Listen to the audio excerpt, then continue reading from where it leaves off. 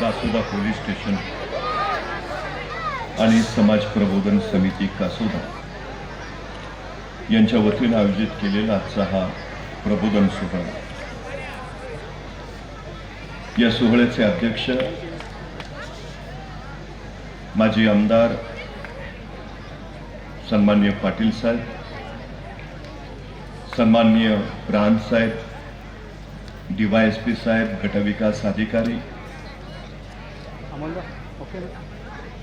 आणि उपस्थित असलेले आपण सर्व।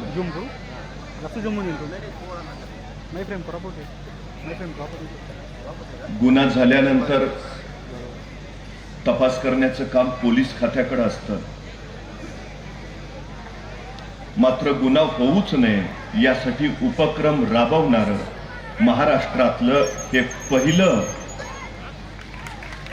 पोलिसांचं खातं असेल।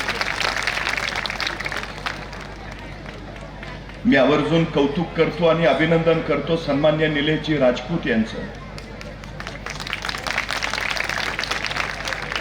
गेली 2 वर्ष सातत्यानं समाजबंध घडवण्याचा प्रयत्न या प्रबोधन मालेच्या निमित्तानं ते करतायत।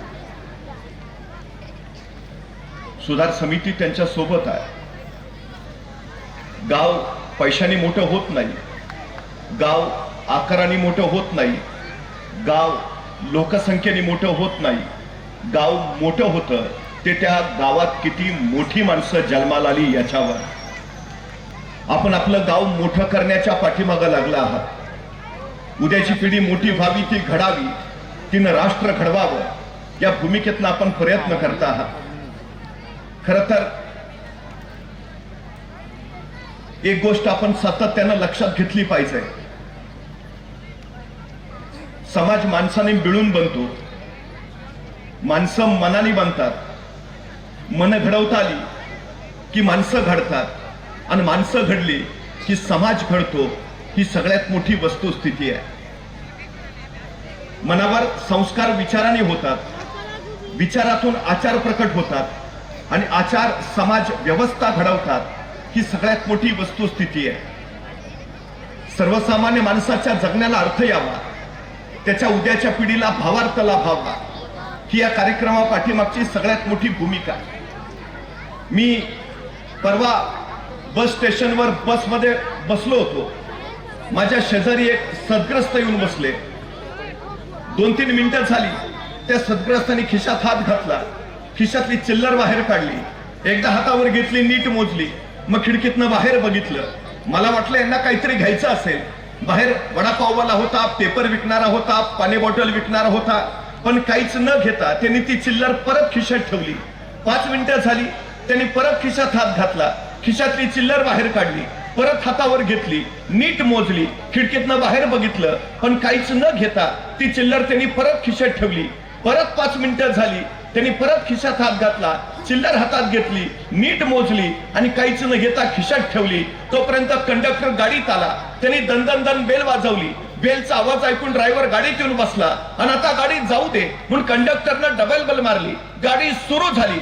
जशी गाडी सुरू झाली, या सद्ग्रस्तानं परत खिशात हात घातला, खिशातली चिल्लर बाहेर काढली, हातावर घेतली, नीट मोजली। तोपर्यंत गाडी धावायला सुरुवात झालेली। यांनी धावत्या गाडीच्या खिडकीतनं हात बाहेर काढला, पेपरवाल्याला हाक मारली, ए पेपरवाला इकडे ये। पेपरवाला धावत गाडी मागे आला, धावत्या गाडीच्या खिडकीतनं त्यानं पेपर आत दिला। यांनी चिल्लर त्याच्या हातावर ठेवली, गाडी पुढे पळत राहिली। मला प्रश्न पडला, गाडी 15 मिनिटं बस स्टँडवर उभा होती, त्यावेळी यांनी पेपर घेतला नाही, पण गाडी धावायला सुरू झाली, मग यांनी पेपर घेतला, असं का? मी त्याला विचारलं, अहो म्हटलं पेपरच घ्यायचा होता तर गाडी स्टँडवर उभा होती त्याच वेळी घ्यायचा, गाडी सुरू झाल्यावर का घेतला?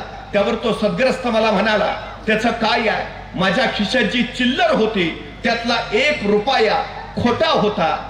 आता जर मी गाडी उभा असताना पेपर घेतला असता तर पेपरवाल्याला रुपया खोटा इथे कळलं असतं, त्यांनी लगेच माघारी दिला असता। पण आता गाडी धावत पुढे आलीये, आता रुपया खोटा आहे हे त्याला कळलं तरी तो काही मागं पळत येत नाही। मला त्या सद्ग्रस्ताचं मोठं कौतुक वाटलं। गाडी पळत होती, तो पेपर वाचत होता, पेपर वाचता वाचता 15 मिनिटांनी तो अचानक हसायला लागला। मी म्हटलं आता काय झालं? तो म्हटला काही नाही, त्यांनी पेपर कालचाच दिलाय। जगाचा सगळ्यात महत्वाचा नियम आहे, तुम्ही जसं पेरत असता तसंच नेमकं उगवत असतं. ही सगळ्यात मोठी वस्तुस्थिती आहे. जशी तुमची क्रिया असेल तशी तुमची प्रतिक्रिया येईल, ही सगळ्यात मोठी गोष्ट आहे. त्यामुळे आम्ही जे करतो त्याचे परिणाम काय होतील या परिणामांचा विचार करून कृती ज्यावेळी समाजात होते त्यावेळी खऱ्या अर्थानं समाज घडत असतो. आम्हाला खोटी चिल्लर नको, तर बंद्या रुपयासारखा खणखणणारा उद्याच्या पिढीतला प्रत्येक जण असायला हवा. आणि त्यासाठी ही सगळी प्रबोधन माला आहे, हे आपण लक्षात घ्यायला हवं. ही सगळ्यात महत्वाची गरज आहे. आपण कधीतरी शांतपणे विचार करायला हवा. आज हे कासोद्याचं पोलीस खातं हा सगळा प्रयत्न करतंय, घडलं पाहिजे, चांगलं झालं पाहिजे, उत्तम झालं पाहिजे. असाच कधीतरी विचार 750 वर्षापूर्वी माऊली ज्ञानेश्वरांनी केला होता. समाज घडला पाहिजे, शिक्षित झाला पाहिजे, सुधारला पाहिजे, ज्ञान देत ते फिरत होते. पण त्याच वेळी समाज मात्र त्यांना त्रास देत होता, संन्याशाची पोरं म्हणून हिनवत होता, अंगावर चिखल फेकत होता, शेण मारत होता. एके दिवशी ज्ञानोबा म्हणाले, अरे सारं तुमच्यासाठी तर करतो आहे, समाज घडावा यासाठी तर झटतो आहे, मग हे शेण का, मग हा चिखल का? एके दिवशी लोकांनी प्रचंड त्रास दिला. ज्ञानेश्वर प्रचंड संतापले, तंतनत आले, सरळ झोपडीत शिरले आणि ताटी लावून आत बसले. 10 वर्षाची चिमुरडी मुक्ताई संतापात आलेल्या ज्ञानेश्वरांकडे पाहत होती. ते झोपडीत गेलेले तिनं बघितलं होतं, ताटी लावून घेतलेली तिनं बघितलं होतं. चिमुरड्या मुक्ताईला वाटलं ज्ञानोबा रागावलेत, काही वेळ बसतील आत एकटे, नंतर येतील बाहेर. ती आपल्या कामाला लागली. पण 10 मिनिटं झाली, 15 मिनिटं झाली, अर्धा तास झाला, ज्ञानेश्वर बाहेर यायचं चिन्ह दिसेना. मग चिमुरडी मुक्ताई उठली, झोपडीच्या ताटी समोर गेली, ताटीवर थपा मारू लागली. ए ज्ञानोबा, ए ज्ञानोबा, येणारे बाहेर, किती वेळ बसशील असा, ये ना पटकन. पण ज्ञानोबांचं एक नाही, दोन नाही. मुक्ताईना वाटलं अजून ज्ञानेशाचा राग गेला नाही, जाईल हळूहळू, येईल बाहेर. त्या आणखी अर्धा तास गेला, तास गेला, पण ज्ञानेश्वर बाहेर यायचं चिन्ह दिसेना. मुक्ताई पुन्हा झोपडीच्या ताटी समोर गेल्या, ताटीवर थपा भरू लागल्या. ए ज्ञानू दादा, ए ज्ञानू दादा, येणारे बाहेर, किती त्रास देशील, बस ना, येणारे, येणारे, ए ज्ञानू दादा. पण ज्ञानेश्वर बाहेर यायचं चिन्ह नाही. मुक्ताई क्षणभर इकडं तिकडं झाल्या, पण ज्ञानोबा बाहेर येईना. त्यांनी परत हाक मारली, ए ज्ञानू दादा, येणारे, येणारे बाहेर, किती छळतोस, येणारे. पण ज्ञानोबा बाहेर यायचं लक्षण दिसेना. मग मात्र डोळ्यातले अश्रू त्या 10 वर्षाच्या मुक्ताईनं पुसले आणि त्याच ताटी समोर ती उभा राहिली आणि ज्ञानेश्वराला सुनावू लागली, विश्वे रागे झाला वनी, संती सुके भावे पाणी, तुम्ही तरुण विश्वतारा, ताटी उघडा ज्ञानेश्वरा. 10 वर्षाची चिमुरडी साक्षात ज्ञानाच्या ईश्वराला सांगतीये, विश्वे रागे झाला वनी. विश्वाचा राग मनात घेऊन उन्हासारखं काय झालात, संती सुके भावे पाणी. संतांनी कसा दीप पाण्यासारखं निर्मळ असावं. तुम्ही तरुण विश्वतारा, आधी स्वतःचा राग आवरा आणि मग दुनिया सावराय बाहेर पाडा. बस झालं, ताटी उघडा ज्ञानेश्वरा. मला राहून राहून प्रश्न पडतो, साक्षात ज्ञानाच्या ईश्वराला ज्ञान देणारी ही चिमुरडी मुक्ताई कुठल्या बरं शाळेत गेली असेल, तिचं विद्यापीठ कुठलं असेल, मग तिच्यात हे ज्ञान आलं तरी कुठून? हे पिढ्यानपिढ्यांच्या पूर्वजांचं संचित होतं, जे जे मुक्ताईंमध्ये उतरलं त्यातून मुक्ताई घडल्या, त्यातून ज्ञानेश्वर घडले, त्यातून निवृत्ती सोपान घडले. छत्रपती शिवाजी महाराज कुणाच्याही पोटी जन्माला येत नाहीत, त्याला शहाजीराजे आणि जिजाऊ व्हावं लागतं. माऊली ज्ञानेश्वर कुणाच्याही अंगणात खेळत नाहीत, त्याला विठ्ठल पंत आणि रुक्मिणीबाई व्हावं लागतं. जगद्गुरु तुकोबराय कुणाच्याही पोटी जन्म घेत नाहीत, त्याला बोल्लोबा आणि कनकाई माता असावं लागतं. आपले आई बाप कोण असतील हे आपल्या हातात नसतं, पण आपण कुणाचे आई बाप व्हावं हे आपल्याच हातात असतं. ही सगळ्यात महत्वाची गोष्ट. मग आपल्याला वाटत नाही आपण ज्ञानोबांचे आई बाप व्हावं, आपल्याला वाटत नाही आपल्या पोटी तुकोबा यावे, आपल्याला वाटत नाही आपण शिवरायांचे शंभूराजांचे आई बाप असावं. कोण व्हावं असं वाटतं आपल्या पोटी? प्रत्येक माता पित्यांची आयुष्याची इति कर्तव्यता याच्यात असते की आपली मुलं घडावीत, मुलं उत्तम व्हावीत, ज्यांच्या कर्तृत्वाने आम्हाला ताट मानेनं जगता यावं, ज्यांच्या कर्तृत्वाने आमचा चोहो बाजूला डंका वाजावा. यांचे वडील ना, त्यांची आई ना, असं आमचं कौतुक व्हावं. मुलं घडावी, त्यांनी विश्व घडवावं, ही प्रत्येक पालकांची सगळ्यात मोठी इच्छा असते. हे घडवणं आमच्या हातात आहे. हे सगळं आम्हीच घडवू शकतो.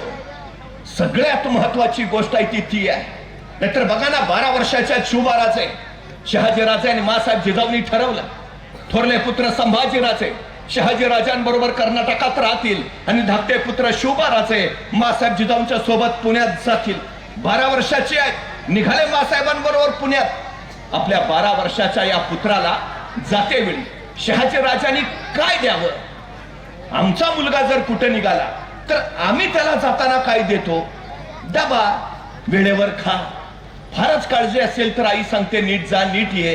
अधिकची काळजी असेल तर आई म्हणते बसमध्ये बसताना मधल्याच सीटवर बस. बाळ म्हणतं का? नाही, पुढनं कुणी ठोकलं तरी तू सुरक्षित, मागणं कुणी धडकलं तरी तू सुरक्षित. बाळा, तू जगला पाहिजे. मग 12 वर्षाचा आपला पुत्र निघालाय. शहाजीराजाने आपल्या या पुत्राला जात्यावेळी काय द्यावं? स्वप्न दिलं, ध्येय दिलं, महत्वाकांक्षा दिली. स्वतः शहाजीराजांनी संस्कृत मधून तयार केलेली मुद्रा आपल्या 12 वर्षाच्या पुत्राच्या हाती सोपवली. काय होता मुद्रेत? प्रतिपत्य चंद्र लेखेव वरदेशनो विश्ववंदिता शहसुनो शिवजातस्य मुद्रा भद्राय राजते. एक पिता आपल्या पुत्राला काय सांगतोय? प्रतिपदेच्या चंद्राच्या कलेप्रमाणे तुमचं राज्य वाढत वाढत जाईल आणि एक दिवस ते विश्वाला वंदनीय होईल. आपल्या माता पित्यांचं स्वप्न आहे स्वराज्य निर्माण करणं. छत्रपती शिवाजी महाराजांनी स्वतःच्या आयुष्याचं रणांगण करून आपल्या माता पित्यांचं हे स्वप्न साकार केलं. 6 जून 1674 महाराजांचा राज्याभिषेक झाला. लोककल्याणकारी स्वराज्य निर्माण झालं. एका माता पित्यानं दिलेलं हे स्वप्न एका पुत्रानं पूर्ण केलं. आम्ही आमच्या मुलांना ध्येय दिलंय, आमच्या मुलांना स्वप्न दिलेत, आमच्या मुलांना महत्वाकांक्षा दिल्यात. आमची मुलं घडवायची असतील तर या या या वयात त्यांना स्वप्न द्यायला शिका, त्यांना ध्येय द्यायला शिका, त्यांना महत्वाकांक्षा द्या. आयुष्य का जगायचं आहे याचं कारण सांगितल्याशिवाय ती मुलं जगतील तरी कशी आणि कशासाठी? आणि मग आम्ही सांगतो समाज भरकटला, समाजात नको त्या गोष्टी वाढल्या. का नाही वाढणार? तुम्हाला माहिती आहे, गेल्या वर्षभरामध्ये महाराष्ट्रातून 13,396 मुली गायब झाल्यात. 4,000 मुलींचं अपहरण. थोडक्यात मुली कुणाचा तरी हात धरून पळून गेल्यात. आणि गेल्या 2025च्या 5 महिन्यात 3,500 बलात्कार महाराष्ट्रात झालेत. कुठल्या दिशेला निघालोय? आम्हाला हा समाज अपेक्षित होता. उद्याची पिढी हे हे करताना मला पाहायची होती. कुठल्या दिशेनं निघालो? कधीतरी आम्ही शांतपणे विचार करायला हवा. एक मुलगा शिकला, अमेरिकेला नोकरी लागला, वडील आजारी पडले, वडिलांनी पत्र पाठवलं आजारी आहे बाळा. मुलगा अमेरिकेवरून आला, वडिलांना प्रचंड आनंद झाला. मुलगा म्हणाला, बाबा आता माझ्या बरोबर अमेरिकेला चला, आता तुम्ही इथं परत येणारच नाही. मग हे सगळं घर दार जमीन जुमला इथं ठेवून उपयोग काय? सगळं विकून टाका आणि माझ्या बरोबर अमेरिकेला चला. त्या आनंदामध्ये वडिलांनी मुलाच्या सांगण्याप्रमाणे घर विकलं, जमीन विकली, जे होतं नव्हतं तेवढं सगळं विकलं. मुलगा वडिलांना घेऊन अमेरिकेला जाण्यासाठी विमानतळावर आला. सगळं विकलेलं सोबत घेतलेलं. मुलानं विमानतळावर मुलाला बसवलं, वडिलांना बसवलं आणि मुलगा वडिलांना म्हणाला, बाबा आत जाऊन फक्त तिकीट कन्फर्म करून येतो, तुम्ही इथंच थांबा. मुलगा तिकीट कन्फर्म करायला जो गेला तो अजूनही परत आलेला नाही आहे. वडील तिथंच एअरपोर्टवर होते. होतं नव्हतं तेवढं सगळं विकलेलं होतं. स्वतःच्या आयुष्यात स्वतःच्या कष्टाने उभारलेलं साम्राज्य पोराने एका क्षणात उद्ध्वस्त करून टाकलं. आणि बालक असलेला बाप मुंबईच्या रस्त्यावर गुलाम म्हणून हिंडत राहिला. कसली पिढी तयार करतो आपण? जी पोरं स्वतःच्या आई बापाला सांभाळू शकत नाही ती पोरं समाज काय सांभाळणार? ज्या काळात माझ्या महाराष्ट्रातली पोरं शिकली नव्हती, माझ्या महाराष्ट्रात एकही वृद्धाश्रम नव्हता. पण माझ्या महाराष्ट्रातली पोरं शिकली आणि तालुक्याला वृद्धाश्रमांची निर्मिती झाली. जा एखाद्या वृद्धाश्रमात अनेक म्हातारी जोडपी खितपत पडलेली दिसतील. सहज एखाद्या म्हाताऱ्याला प्रश्न विचारा, तुमची पोरं काय करतात? वृद्धाश्रमातला म्हातारा सांगेल, माझा पोरगा डॉक्टर आहे, माझा पोरगा इंजिनियर आहे, माझा पोरगा वकील आहे, माझा पोरगा प्राध्यापक आहे. पण त्या वृद्धाश्रमातला एकही वृद्ध तुम्हाला असा नाही म्हणणार की माझा पोरगा अडाणी शेतकरी आहे. कारण अडाण्या शेतकऱ्याचे आई बाप कधीच वृद्धाश्रमात जात नाहीत. ही सगळ्यात मोठी वस्तुस्थिती आहे. मग जातात कुणाचे? शिकल्या सवरलेल्यांचे. मग आमचं शिक्षण हे आमच्या पोरांना ज्ञान देतं. आमच्या शाळांमध्ये जीवशास्त्र शिकवलं जातं, पण जीवनशास्त्र नाही. आमच्या शाळांमध्ये चित्रकला शिकवली जाते, चरित्रकला नाही. आमच्या पोरांना जीवनशास्त्र शिकवायची गरज आहे. आमच्या पोरांना चरित्रकला शिकवायची गरज आहे. आमच्या शिक्षणानं पोरं डॉक्टर बनवली, पण हे डॉक्टर किडनॅप चोरणारे ठरले. आमच्या शिक्षणानं पोरं इंजिनियर बनवली, पण हे इंजिनियरचे पूल बांधतात. त्या पुला खालून पाणी जाण्याच्या ऐवजी पाण्यातून पूल वाहून जायला लागले. आम्ही डॉक्टर इंजिनियर घडवले, पण आमच्या पोरांना आम्ही माणूस म्हणून घडवू शकलो नाही. ही आमची सगळ्यात मोठी शोकांतिका आहे. सगळ्यात मोठी. एकानं आपल्या आईला वृद्धाश्रमात टाकलं. आई तिथंच दिवस उलट. एके दिवशी आईच्या लक्षात आलं, आपण फार काळ जगत नाही. त्या दिवशी आईनं मुलाला बोलावणं धरलं, बाळा आता फार जगेन असं वाटत नाही, एकदा फक्त येऊन जा, तुला डोळे भरून बघायचंय रे. मुलगा काम वगैरे सगळी झाल्यानंतर आईला भेटायला वृद्धाश्रमात गेला. आई का ग? आई म्हणाली, आता अंतकाळ जवळ आला रे. तसा मुलानं आईचा हात हातात घेतला आणि म्हटलं, आई असं का ग बोलते? हो रे बाबा, आता झाली जायची वेळ. तसा मुलगा म्हणाला, आई काही शेवटची इच्छा असेल तर सांग. आई म्हणाली, तशी शेवटची इच्छा असं काही नाही रे, पण एक काम करशील? बोल. नाही, शेवटची इच्छा म्हणून बोल. तशी आई म्हणाली, या वृद्धाश्रमांच्या खिडक्याच्या जाळ्या तेवढ्या बदलून घे. का गाई? खूप मच्छर येतात रे, रात्रभर त्रास देतात.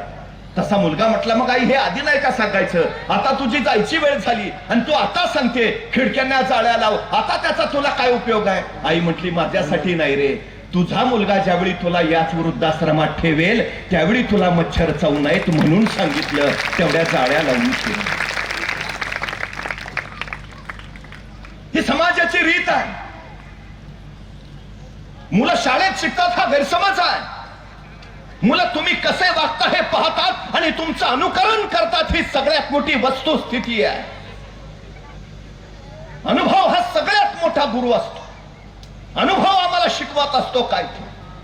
सगळ्यात महत्वाची जर कुठली गोष्ट करायची असेल तर पहिल्यांदा आई वडील या दैवताचं महात्म्य आमच्या पोरांच्या काळजात आम्ही कोरायला हवं. ज्याने तुला जन्म दिला, ज्याने तुला आयुष्य दिलं, पोषण दिलं, ते तुझे भगवंत आहेत. आई वडिलांची सेवा करणारा पुंडलिक आपल्या आई वडिलांची सेवा करून अजिबात जागेवरनं हल्ला नाही. पुंडलिक कधी विठोबाकडे गेले नाहीत, भगवान श्रीकृष्णाकडे गेले नाहीत, पण श्रीकृष्ण मात्र या पुंडलिकाची सेवा बघून त्यांच्या घरी आला. पुंडलिक आई वडिलांची सेवा करत होता. दारात श्रीकृष्ण उभा आहे, लक्ष नाही. शेवटी श्रीकृष्णाने स्वतः आवाज दिला. पुंडलिकाचं लक्ष गेलं. काय? श्रीकृष्ण म्हणाले, मी आलो आहे, साक्षात भगवंत. पुंडलिक म्हणाले, जरा थांबा, आई वडिलांची सेवा करतोय, झाली की मग तुम्हाला भेटतो. श्रीकृष्ण म्हणाले, तोपर्यंत मी काय करू? पुंडलिकानं शेजारची वीट घेतली आणि श्रीकृष्णाच्या दिशेने टाकली. माझी आई वडिलांची सेवा होईपर्यंत तुम्ही या विठेवर उभा राहा. आणि श्रीकृष्ण विठेवर उभा राहिले. गेली 28 युग झाली पुंडलिक अजून आई वडिलांची सेवा करतोय आणि भगवंत विठोबा म्हणून अजून झाला 28 युग विठेवर उभा आहे. आमच्या पोरांना तो पुंडलिक सांगा. आई वडिलांना तीर्थयात्रेला घेऊन जाणारा श्रावण बाळ आमच्या पोरांच्या उरात कधीतरी रुजू द्या. त्याला सांगा, ज्या गणेशाचा मी पूजा करतो, गणेशोत्सव साजरा करतो, गणेशाचे थोरले बंधू कार्तिकेय श्रेष्ठ कोण याच्यावरनं वाद सुरू झाला. आणि पार्वती माता म्हणाल्या, जो या सृष्टीला प्रदक्षिणा पहिली पूर्ण करेल तो श्रेष्ठ. कार्तिकेयने आपलं वाहन घेतलं आणि प्रदक्षिणाला निघाले. शंकर महादेवाने विचारलं, गणेशा तुम्ही नाही जात? तसे गणेश सरळ पुढे झाले आणि त्यांनी आपल्या आई वडिलांना प्रदक्षिणा घातली आणि म्हणाले, झाली माझी सृष्टी प्रदक्षिणा. पार्वती मातेनं निकाल सांगितला, विजयी कोण? श्री गणेश. आई वडील हेच आपलं त्रैलोक्य आहे. आई वडील हीच आपली सृष्टी आहे. ज्याला आई वडिलांचं मोल कळत नाही, त्याला स्वतःच्या जगण्याचं भान कळत नाही. ही सगळ्यात आणि सगळ्यात मोठी वस्तुस्थिती आहे, सगळ्यात मोठी. राब राब राबायचं कुणासाठी? रात्रीचा दिवस करायचा कुणासाठी? गाठीला पायी पायी जमवायची कुणासाठी?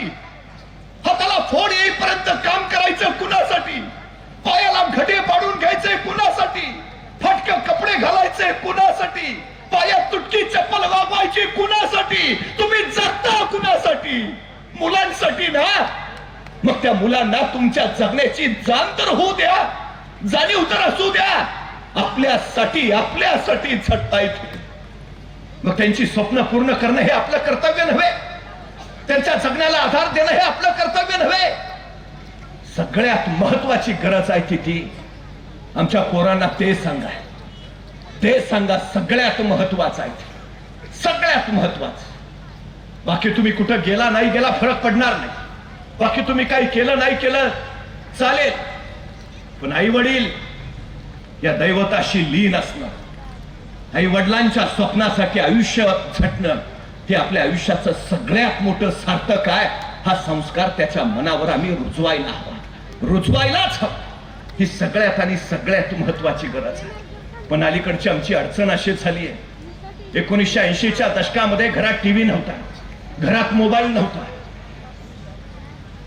इंटरनेट नव्हतं. 80च्या दशकात माणसं पारावर जमायची, एकमेकाच्या सुखदुःखांबद्दल बोलायची, बंधुभाव जोपासायची, एकमेकाच्या अडचणीला धावून जायची. घराचं जेवण सगळ्यांचं एकत्रित व्हायचं, गोल करून घरात सगळे बसायचे, एकमेकांशी संवाद व्हायचा, बोलणं व्हायचं, दुखलं खुपलं सांगितलं जायचं, लागलं सांगितलं बोललं जायचं. पण 90च्या दशकात घरात टीव्ही आला. आता माणसांची माणसांकडे तोंड होती ती वळाली आणि तोंड टीव्हीकडे झाली.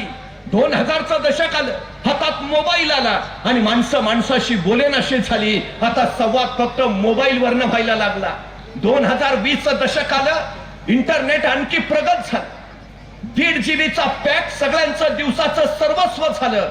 आता माणसं माणसापासून लांब झाली, संवाद तुटला, नातेगोती विसरली गेली, सुखदुःखांसाठी एकमेकांसाठी धावायचं राहून जायला लागलं आणि माणसं फक्त एकटी पडत राहिली. ही आमची सगळ्यात मोठी अडचण झाली. आता घरातलं जर दृश्य बघितलं तर वडील वडिलांच्या मोबाईल मध्ये असतात, आई आईच्या मोबाईल मध्ये असते, दीदी दीदीच्या मोबाईल मध्ये आणि मुलगा मुलाच्या मोबाईल मध्ये. आपण एका घरात राहतो खरं, पण आपण दिवसातून घरातल्यांशी किती वेळा बोलतो हा सगळ्यात मोठा संशोधनाचा विषय झाला. ज्यांनी मोबाईलचा शोध लावला तो शास्त्रज्ञ सांगतो की मूल 18 वर्षाचं होईपर्यंत त्याच्या हातात मोबाईल देऊ नका. अनवॉन्टेड डेव्हिल आहे तो, सैतान आहे तो. जर तुम्ही मुलांच्या हातात दिला आणि पोरं जर दिवसाची 7 तास मोबाईलवर असली तर ती वेडी होतील, आणि जर ती 10 तास मोबाईलवर असली तर ते आयुष्य उद्ध्वस्त करून टाकतील. 5 तास मोबाईलवर म्हणजे भिकारी होणं हे त्यांनी सांगून ठेवलंय. त्यांनी स्वतःच्या मुलाला 18 वर्ष होईपर्यंत मोबाईल दिलेला नाही. आमची परिस्थिती काय? आम्ही काय करतो? पूर्वी मूल रडायला लागलं काही रडणाऱ्या मुलाला घ्यायची आणि छातीला लावायची. आईच्या हृदयाची स्पंदनं त्या पोराला ऐकू यायची आणि परिचय दाखायचा. ते पोरग रडणं थांबवायचं, ओळखीचं कुणीतरी आहे. आता मुलगा रडायला लागला की आई मुलाला मोबाईल देते.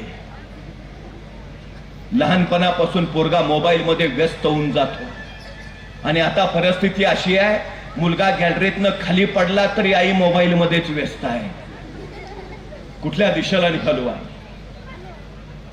नेमका कुठं निघालो आम्ही?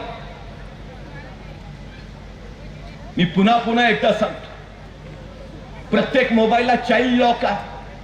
किती पालकांनी आपल्या मुलाच्या हातात मोबाईल देताना ते चाइल्ड लॉक केलंय? नाही, अजिबात नाही, अजिबात नाही. आम्हाला कल्पनाच नाही. मग मुलं बिघडत असतील, नको ते बघत असतील तर त्याचा दोष कुणाकडे? सगळे लाड पुरवायचे तर मग कुठले? अरे चाणक्य असा म्हणतो की 5 वर्षापर्यंत मुलाचे लाड करा, 10 वर्षापर्यंत तो चुकला तर त्याला शिक्षा करा, आणि तो 15 वर्षाचा झाला की त्याच्याशी मित्राप्रमाणे वागा. आम्ही वागतो असे. पोरांनी थोर व्हावं यासाठी थोरांनी अल्पकाळ पोर व्हावं लागतं, हा सगळ्यात मोठा सिद्धांत आहे. आम्ही आमच्या पोरांशी मित्रासारखं वागलोय, त्याच्याशी बोललोय, त्याच्याशी संवाद साधलाय. परवा 17 वर्षाची पोरगी एकाचा हात धरून पळून गेली. तक्रार पोलिसांकडे गेली. पोलिसांनी शोध घेतला, तिला माघारी आणलं. पोलिसांनी तिला विचारलं, का हे चुकीचा पाऊल का उचललंस? ती मुलगी काय म्हटली माहितीये?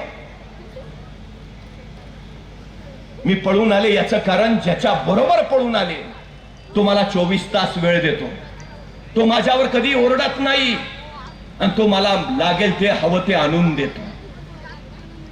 ही कारणं आहेत. मग तिला घरात कुणी वेळ देत नाही म्हणून ती गेली का? घरात तिच्यात सगळे ओरडतात म्हणून ती गेली का? तिला ते हवं ते मिळत नाही म्हणून ती गेली का? कुठल्या दिशेला निघालोय? आम्ही मुलांचं मन कधी जाणलं, जोखलंय? एक विचारवंत असं सांगतात की घरातनं प्रेम मिळालं झालं की पोरं बाहेर प्रेम शोधायला लागतात. ही सगळ्यात मोठी वस्तुस्थिती आहे. तिच्या भावानं तिला गाठलं, तिला सांगितलं, वेडेपणा काय करतेस? घरातले वेळ देत नाही. तुझे वडील सकाळी कामाला जातात, संध्याकाळी थकून भागून घरी येतात, ते कसा वेळ देतील? ते जर घरात बसले तर तू खाशील काय? आई त्यांच्या बरोबर शेतात जाते, तुला कसा वेळ देईल? तू सांगते. आणि ज्याच्या बरोबर तो पळून गेली तो तुला 24 तास वेळ देतो. तो काय बोंब्या फकीर आहे? त्याला कामच नाही काय? मग जो बोंब्या फकीर आहे, जो 24 तास मोकळाच आहे, तो आयुष्यात तुला सुखी ठेवू शकेल? तो तुला वस्तू आणून देतोय कुणाच्या कष्टाच्या? त्याच्या बापाने कमावलेल्या कष्टाच्या पैशाच्या वस्तू तुला आणून देतोय. तो तुला आयुष्यभर नीट राहील, ठेवेल? कुठल्या दिशेला निघालो आम्ही? आम्हाला आमच्या पोरांना सांगायला हवं, नीट समजून घ्यायला हवं, तेव्हा या गोष्टी होतील, तेव्हा हे सांगितलं जाईल. आई बापाच्या डोळ्यात 3 वेळा अश्रू येतात. पहिला अश्रू ज्यावेळी पोरग पराक्रम गाजवतं आणि त्याचा सत्कार होतो. आई वडिलांच्या डोळ्यात अश्रू तरळतात, ते आनंदाचे, अभिमानाचे अश्रू असतात. दुसऱ्या वेळी अश्रू येतात, ते पोरग आजारी पडलं, मुलगी आजारी पडली तर ती बरी व्हावी म्हणून. आणि तिसरे अश्रू येतात, ते पश्चातापाचे अश्रू होतात की याला मी का जन्माला घातलं.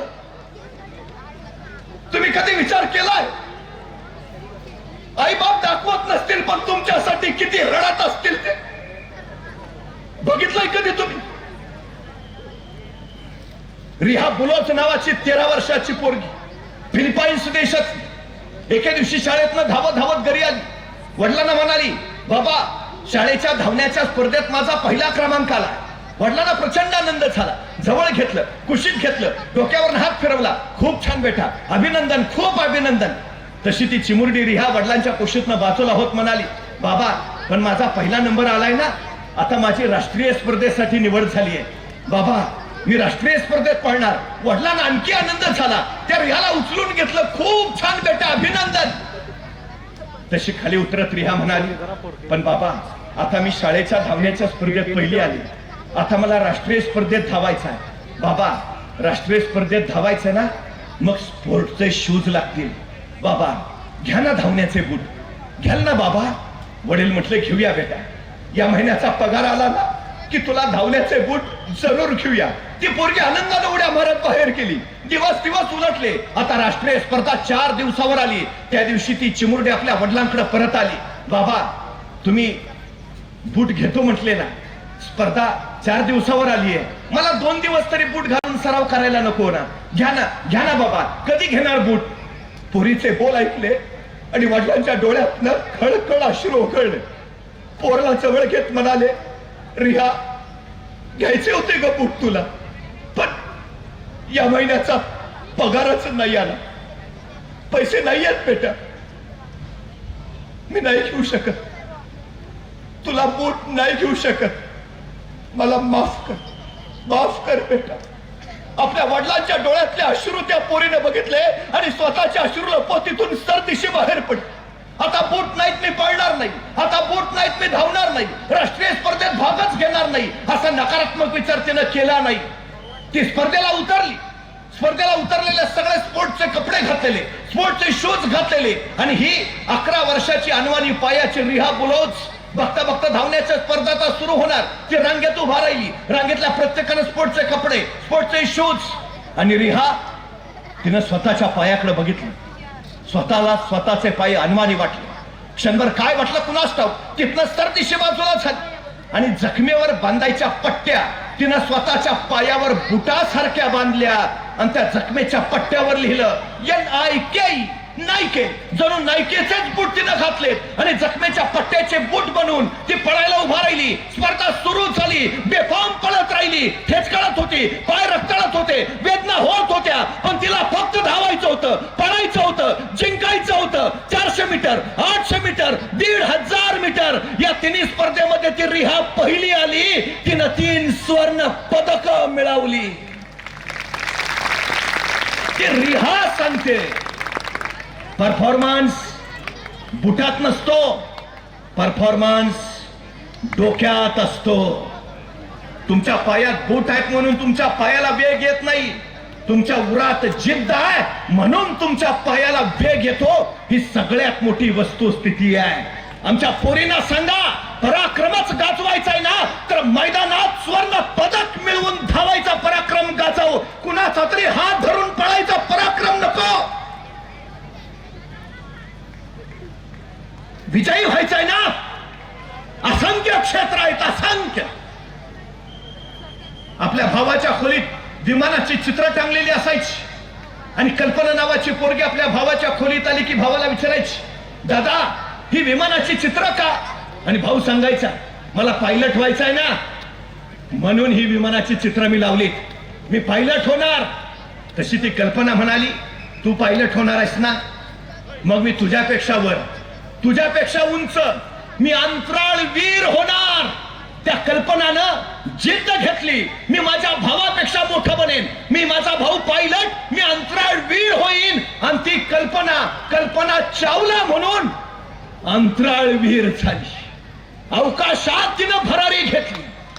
अरे कल्पना चावला सारख्या अवकाशात भराऱ्या घ्या रे. नको तिथं कसल्या भराऱ्या मारता, कसल्या.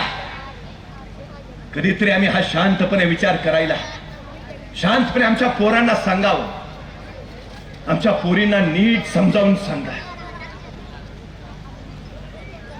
एक जण अशीच पळून गेली. 16 वर्ष अंगा खांद्यावर बापानं खेळवले. बापाला पोर गेल्याचा धक्का सहन झाला नाही. 3ऱ्या दिवशी बाप हृदयविकाराच्या झटक्यानं केला. पोरगी गेली त्याच्यानंतर 1.5 वर्ष झाली. आई अजून घराच्या बाहेर आलेली नाही. अजून तुम्ही तुमचं आयुष्य घडवायला निघालात, पण तुम्हाला जन्म देणाऱ्या जन्मदात्यांची आयुष्य तुम्ही गाडून टाकलीत. ही सगळ्यात मोठी शोकांतिका आहे. तुम्ही काय मिळवता, नेमकं काय कमावता, काय आणि कुणाबरोबर? सडकछाप. ज्यांना स्वतःचं ध्येय गाठण्यापेक्षा हे नको ते चाळे करण्यामध्ये वेळ आहे. ही माणसं आयुष्यात कधीही मोठी होणार नाहीत. अशा मोठ्या न होणाऱ्या लोकांबरोबर तुम्ही जाता कसे? तुम्हाला तुमचं भलं कळत नाही, तुम्हाला तुमच्या आयुष्याचं मोठेपण कळत नाही. कशासाठी? अरुणिमा सिन्हा नावाची मुलगी उत्तम खेळाडू होती. रेल्वेतनं निघाली होती. काही गुंडांची तिच्यावर नजर पडली. गळ्यात सोन्याची चेन ती हिसकावण्यासाठी झटापट सुरू झाली. ही अरुणिमा सुद्धा खेळाडू, ती सरळ त्या गुंडांना भिडली. पण त्या झटापटीमध्ये त्या गुंडाने अरुणिमाला सरळ बाहेर ढकलून दिलं. ती रेल्वेतनं पडली. ती पुढच्या रुळावर, त्याच वेळी समोरनं धडधड करत दुसरी रेल्वे आली. तिच्या पायावरनं सरळ गेली. खेळाडू असलेल्या अरुणिमा सिन्हाचा एक पाय कापावा लागला. तिला खेळाडू व्हायचं होतं, पण पायच काढावा लागला. मैदानात उभा कसं राहणार? पण पण ती हरली नाही. तिनं ठरवलं मला मैदानात उभा नाही राहता आलं तरी जगात कुणालाही शक्य झालं नाही ते मी करून दाखवेन, करूनच दाखवेन. आणि तिनं निर्णय घेतला जगातली सगळ्यात उंच शिखर सर करायचा एका पायावर, हो एका पायावर. आणि एव्हरेस्ट सर करणं कधी कुणाला जमलं नाही. एका पायाच्या बळावर या अरुणिमा सिन्हानं एव्हरेस्ट सर केला. एव्हरेस्ट आदर्श घ्यायचा आहे ना, या अरुणिमा सिन्हाचा आदर्श घ्या. जगात कुणीही केलं नाही असं असं कर्तृत्व गाजवा, तेव्हा आयुष्य सार्थकी लागेल. ही सगळ्यात महत्वाची गोष्ट आहे. 5 वर्षाची मुलगी उत्तम नृत्य करायची, वडिलांनी तिला क्लासला घालावं म्हणून रामास्वामी भागवतार यांच्याकडे नेलं. त्यांनी त्या चिमुरड्या पोरीकडे बघितलं. म्हणले ही अवघी 5 वर्षाची, हिला काय शिकवणार, ही एवढीशी आहे, हिला जमणार नाही, घरी घेऊन जा. वडील म्हटले नाही नाही, ती उत्तम नसते, तुम्ही बघा तरी तुम्ही. त्या रामास्वामींनी नाईलाजानं तिचं नृत्य बघितलं आणि 5 वर्षाच्या मुलीचं विद्युल्लतेसारखं ते नृत्य बघून रामास्वामी भारावून गेले. 5 वर्षाच्या मुलीला तिने ऍडमिशन दिलं आणि तिचं भरतनाट्यम सुरू झालं. 16-17 वर्षाच्या असेपर्यंत तिने अनेक देशातल्या स्पर्धा जिंकल्या.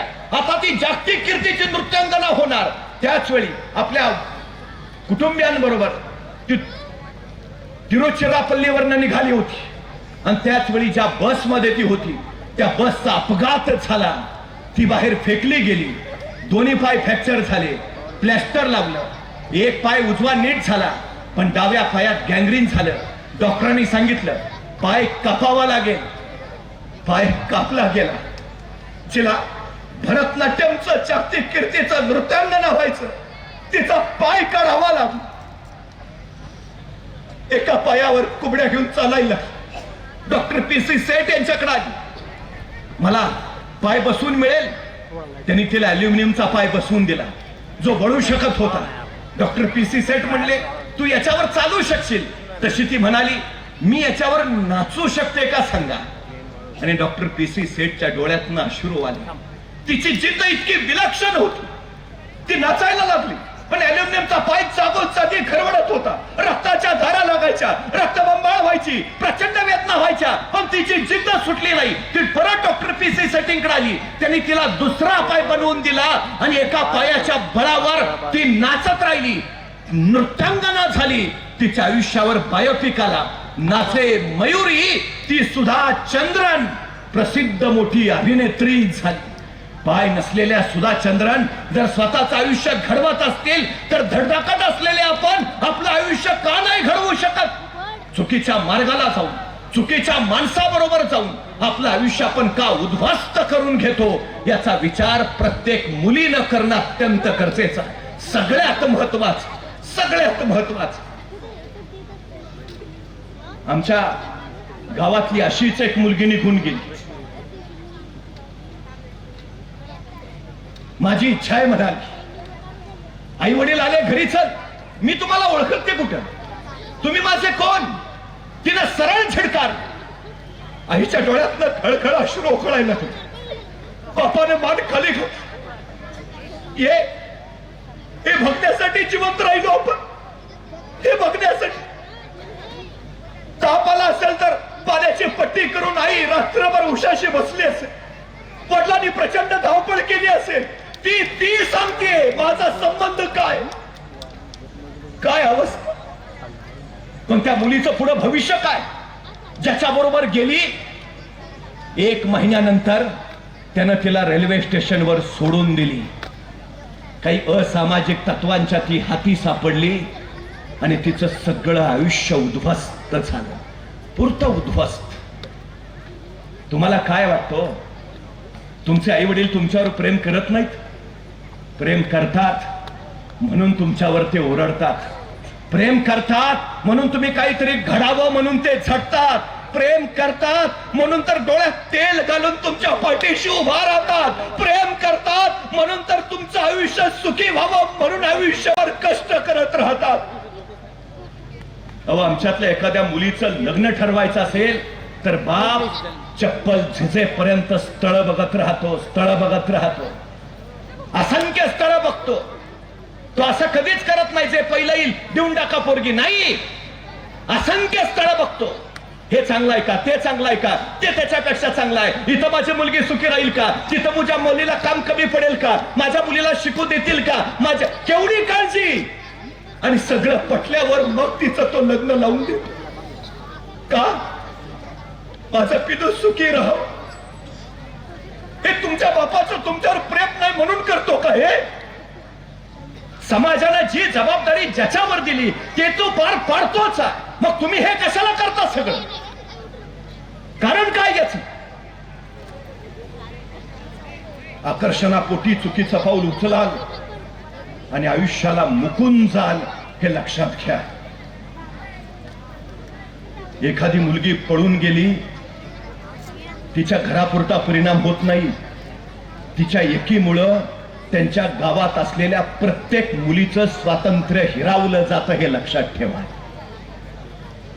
कुणीतरी एक गेलेली असते, आपली जाऊ नये म्हणून बाप तिला बाहेरच पडू देत नाही. मग काय चुकीचं आहे? काळजीच तर आहे. पण एका मुलीच्या चुकीमुळं गावातल्या सगळ्या मुलींचं स्वातंत्र्य हिरावलं जातं.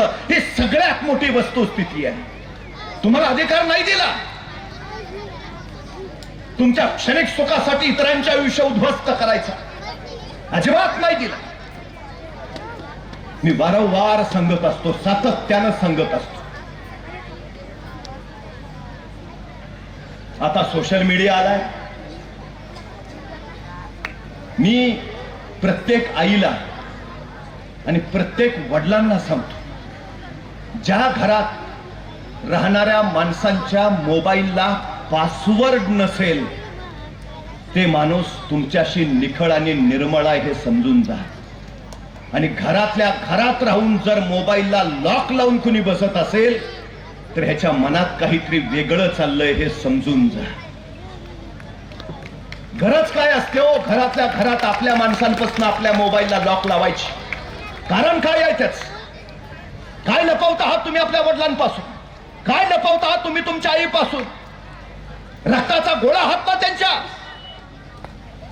लक्ष ठेवाच. अडचण आमची अलीकडची अशी झाली आहे, मी जाणीवपूर्वक सांगतो, आमचे वडील आंधळे नाहीत, तरी आंधळे असणाऱ्या धृतराष्ट्रासारखे ते फक्त बसवून राहतात. आणि आमची आई दृष्टी असलेली पण गांधारी सारखी डोळ्यावर पट्टी ओढून बसते, तर मग त्यांच्या वाट्याला दुर्योधनाने दुःशासनच येणार हे पहिलं आपण लक्षात ठेवायला हवं. लक्ष ठेवायलाच हवं. ते आपली जबाबदारी आहे. बाप म्हणून जबाबदारी आहे, आई म्हणून जबाबदारी आहे. नाहीतर सोशल मीडियावर कुणाचा तरी अनोळखी व्यक्तीचा फोन येतो, फोन उचलला जातो, चुकून लागला सांगितलं जातं, मग ओळख होते, मग मेसेज चालू होतात, मग गप्पा सुरू होतात, मग प्रेम होतं, मग आकर्षण वाढतं. आणि 5 वाजेपर्यंत तुमच्या बरोबर असणारी तुमची मुलगी 8 वाजता तुम्हाला सापडत नाही. तुमचं दुर्लक्ष याला कारणीभूत नाहीये. आणि त्याला सांगा ना, गेलात निघून काय होईल? आमच्या निलेश राजपुतांची टीम तुम्हाला असाल तिथनं शोधून आणेल. हे जे निघून जातात, पळून जातात, एकाचही आयुष्य यशस्वी होत नाही. ही सगळ्यात मोठी वस्तुस्थिती आहे. मग कशासाठी हा सगळा उद्योग करायचा? आमच्या मुलांनी पण लक्षात ठेवा, एकदा पोलीस स्टेशनला गुन्हेगार म्हणून तुमची नोंद झाली की तुमचं पुरतं आयुष्य उद्ध्वस्त झालं. ना कुठली सरकारी नोकरी, ना दुसरं काही, संपला. तुम्ही करायचं काय आयुष्यात तुम्हाला ठरवून घ्या एकदा. सगळ्यात महत्वाचं, मानसिक दुर्बलता येऊ लागली आहे. जेव्हापासून सोशल मीडिया आमच्याकडे आला, मोबाईल आमच्याकडे आला, आत्महत्यांचं प्रमाण सगळ्यात जास्त वाढलंय, हत्यांचं प्रमाण जास्त वाढलंय, गुन्हेगारीचं प्रमाण जास्त वाढलंय, पळून जाण्याचं प्रमाण जास्त वाढलंय. हे कशावरून वाढलंय हे लक्षात घ्या. मग याच्यावर आम्ही अटकाव काय केलाय? काय करतो आहोत आपण? अनवॉन्टेड डेव्हिल आमच्या पोरांच्या प्रत्येकाच्या हातात दिलाय आम्ही. मोबाईल द्यायला अडचण नाही, नवीन तंत्रज्ञान येणारच आहे. आणखी पुढे आणखी मोठं तंत्रज्ञान येईल. आता AI आलं, त्याच्या पुढचं आणखीन गेले. काळाप्रमाणे बदललं पाहिजे, पण सगळ्यात महत्वाचं जे आपल्या आयुष्यालाच बिघडवून टाकेल असं तंत्रज्ञान आपल्या काय कामाचं. एखादी गोष्ट वापरण्यासाठी नव्हे, पण ती कशी वापरावी याचं ज्ञान देणं ही अत्यंत आणि अत्यंत महत्वाची गोष्ट आहे. हे आपण लक्षात ठेवलं पाहिजे. सगळ्यात गरजेचं आहे. अभिमान कशाचा वाटला पाहिजे? आम्हाला काय वाटतं? आज कितीतरी मुलींनी स्वतःच्या कर्तृत्वाच्या बळावर स्वतःच्या कर्तृत्वाचा ध्वज फडकावलेला. आम्हाला आमच्या मुलांच्या पुढे ध्येय ठेवावं लागेल. त्याला सांगावं लागेल, तुला हे करायचंय, करावंच लागेल. आजच्या घडीला जगातला सगळ्यात श्रीमंत माणूस कोण आहे माहिती आहे? Elon Musk. बापदाद्याची संपत्ती नाही, स्वतःच्या एकट्याच्या बळावर कमावलेली संपत्ती आहे. एकट्याच्या बळावर. कशामुळं? काय आहे त्याच्याकडे? तो आता बसला की एका वर्षाचा नाही, पुढच्या 10 वर्षाचा विचार करतो. पुढच्या 10 वर्षात मला काय करायचं आहे, आणि एकदा 10 वर्षात काय करायचं हे ठरलं की तो पुन्हा बसतो. जे मला 10 वर्षात करायचं आहे ते मला एका वर्षात कसं करता येईल, एका वर्षात कसं. पहिला माणूस आहे ज्यांनी सांगितलं 2050 साली पृथ्वीच्या पोटातलं पेट्रोल डिझेल संपेल, 2090 साली पृथ्वीच्या पोटातला गॅस संपेल, मग गाड्या कशावर पळतील? दुसऱ्यानं काढलेली टेस्ला कंपनी विकत घेतली आणि इलेक्ट्रिक कार्स बनवणारी जगातली सगळ्यात मोठी कंपनी या एलॉन मस्कनं बनवली. पहिली सगळ्यात महत्वाची. मी वारंवार सांगतो, स्वप्न बघायचीच असतील ना, मोठी स्वप्न बघा. अहो, बाहेर रपरप पाऊस पडत असतो. पावसाचं पाणी प्रत्येकाला मिळतं किती? जेवढं जो भांड घेऊन जातो तेवढं त्याला पाणी मिळतं. मग एखाद्याने पावसावर रागवायचं कारण आहे, मला तांब्यावरच पाणी मिळालं. अरे तो तांब्याच घेऊन गेला होता, बादली घेऊन गेला असता, बादलीवर मिळालं असतं. स्वप्न मोठी बघा, तो परमेश्वर तुम्हाला द्यायलाच बसलाय. मोठी स्वप्न, मोठं सारं मिळणार. ही सगळ्यात महत्वाची गोष्ट आहे. आमच्या पोरांना सांगा, किरकोळात समाधान मानू नका. भव्य भव्य भव्य स्वप्न बघा, भव्य स्वप्न. अहो, आमच्या पोरांना एकदा नीट सांगा, आयुष्यात 3 गोष्टी फार महत्वाच्या आहेत. पहिली गोष्ट पैसा, दुसरी गोष्ट वेळ, आणि तिसरी गोष्ट भावना. पण पैसा खर्च करायचा नसतो, वेळ खर्च करायचा नसतो, आणि भावना खर्च करायच्या नसतात. पैसा गुंतवायचा असतो, वेळ गुंतवायचा असतो, आणि भावना गुंतवायच्या असतात, जेणेकरून त्या तुम्हाला परतावा देतील. परतावा देतील. पैसा अशा ठिकाणी खर्च करूच नका जिथून तुम्हाला परत काय मिळणार नाही. वेळ अशा ठिकाणी तुम्ही वाया घालवूच नका जे तुम्हाला काही देणार नाही. वेळ अशाच ठिकाणी खर्च करा ज्याच्यातून तुम्हाला काहीतरी मिळेल. कारण वेळ साठवता येत नाही, वेळ गोठवता येत नाही, वेळ घड्याळ बंद करून वाचवता येत नाही, वेळ दुसऱ्याला उसना देता येत नाही, वेळ कुणाचा उधार घेता येत नाही. वेळ एकदाच हाताशी येते. आलेल्या क्षणाची ज्याला संधी करता आलं आणि संधीचं ज्याला सोनं बनवता आलं तो विजयी होतो. हे आमच्या पोरांना समजावून सांगा. वेळ फार महत्वाची, कुठेही गुंतवू नका. आणि सगळ्यात महत्वाचा विषय आहे भावना. 14 वर्षापासून ते 18 वर्षापर्यंत पोरं कुठेही पडायच्या मानसिकतेची असतात. ती प्रेमात पडतील, ती आकर्षणात पडतील, ती मोहात पडतील. हा काळ सांभाळायला हवा. हाच काळ पोरांना आपल्या आयुष्याची उंची वाढवण्यासाठी महत्वाचा असतो, आणि हाच काळ घसरून पडण्यासाठी सुद्धा महत्वाचा असतो. हा काळ सांभाळायला हवा पालकांनी सुद्धा आणि मुला मुलींनी सुद्धा. एवढा काळ सांभाळला तर मग तुमच्या सारखे यशस्वी तुम्ही. हा काळ सांभाळा. उगाच कुठेही भावना गुंतवू नका, विनाकारण खर्च करू नका. मी तिच्या मागे 2 वर्ष फिरलो आणि आयुष्याचं वाटोळं झालं. अरे राहू दे ना, तिच्या मागे फिरण्यापेक्षा स्वतःच्या ध्येयाच्या मागे फिर, म्हणजे दुनिया तुझ्यावर फिरेल, दुनिया तुझ्यावर प्रेम करेल. हे सांगा ना त्याला, सांगा ना आमच्या पोरांना. पोरींच्या मागे फिरण्यापेक्षा असं कर्तृत्व गाजवा की पोरीचे बाप लग्नासाठी तुमच्या मागे फिरले पाहिजेत. अडचण काय या, अडचण काय या? गाजवा ना कर्तृत्वास. काही अडचण नाही. सगळ्यात महत्वाची गोष्ट आहे ती आहे, आमच्या पोरांना उमेद द्या, काहीतरी नवं करू द्या. सगळ्यात महत्वाची गोष्ट असते, हल्ली दिसण्याकडे भर जास्त वाढलाय, असण्याकडे कमी झालाय. कॅरेक्टरिस्टिक इथिक्स आणि पर्सनॅलिटी इथिक्स असे व्यक्तिमत्वाचे 2 भाग पडतात. दिसण्याकडे लक्ष देऊ नका, असण्याकडे लक्ष द्या. त्यांना सांगा दिसणं काही काळानंतर मावळतं, पण चरित्र काळा काळानंतर उजळतं. हे सगळ्यात महत्वाचं आहे. कसं दिसावं यापेक्षा आपलं चारित्र्य आणि चरित्र कसं घडवावं हे अत्यंत महत्वाचं आहे. स्वामी विवेकानंद अमेरिकेला गेले. शिकागोमध्ये त्यांची व्याख्यानं झाली आणि अमेरिकेतली एक 25 वर्षाची देखणी होती व्याख्यानानंतर स्वामी विवेकानंदांना भेटली आणि ती म्हणाली, मला तुमच्या बरोबर लग्न करायचं आहे. स्वामीजींना अचानक काही कळेच ना. ती मुलगी तरुण होती, देखणी होती. दुसरा कोणी असता तर म्हणला असता कसं करूया, म्हणजे अरेंज करूया की रजिस्टर करूया. पण ते स्वामी विवेकानंद होते.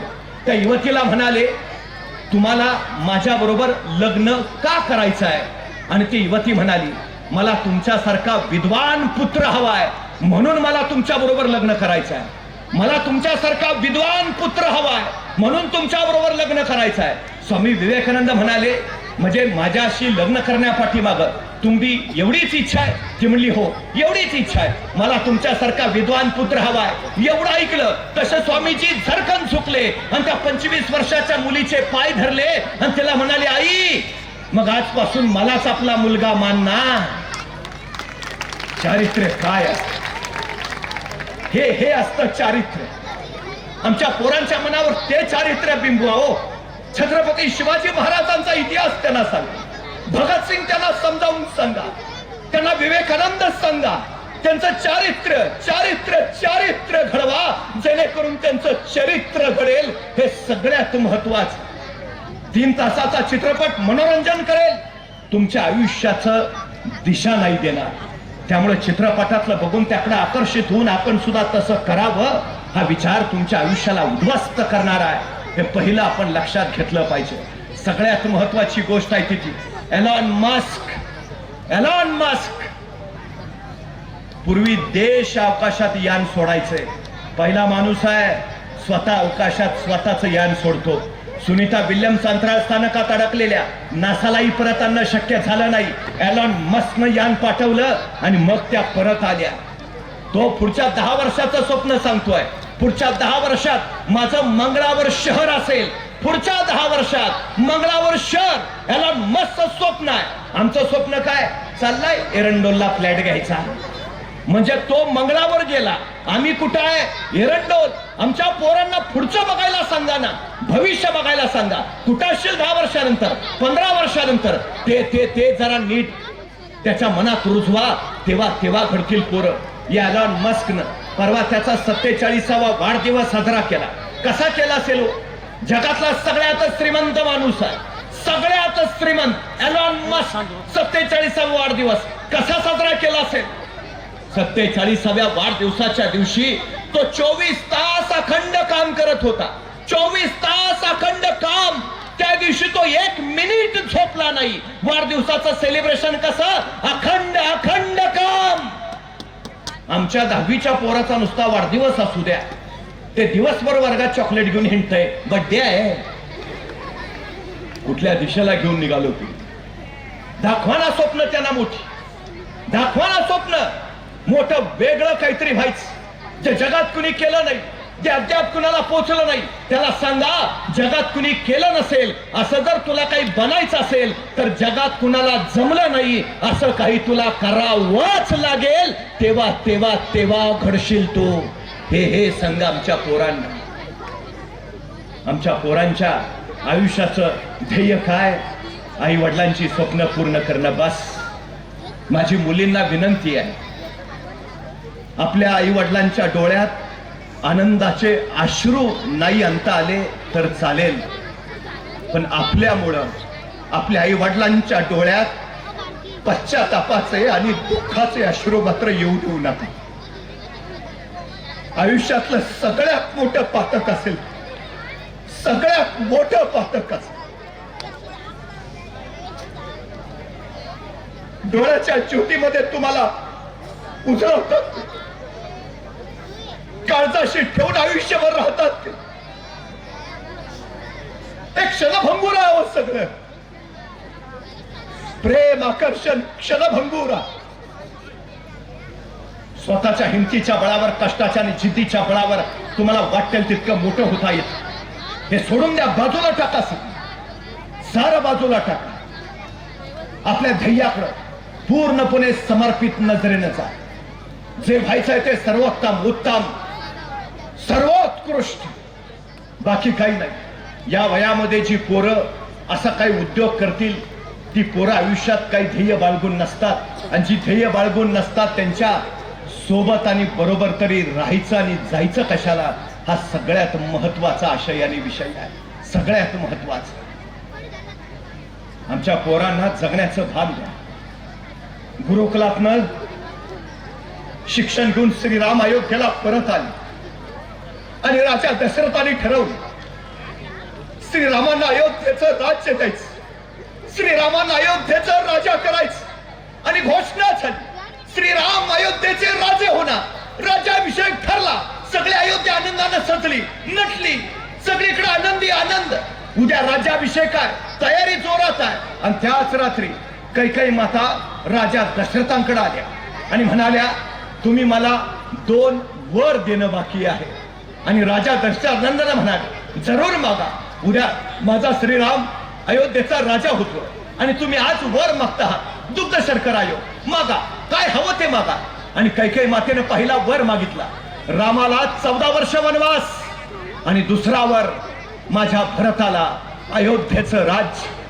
दशरथांच्या पायाखालची जमीन सरकली, डोळ्यातनं खळदिश अश्रू सुटला.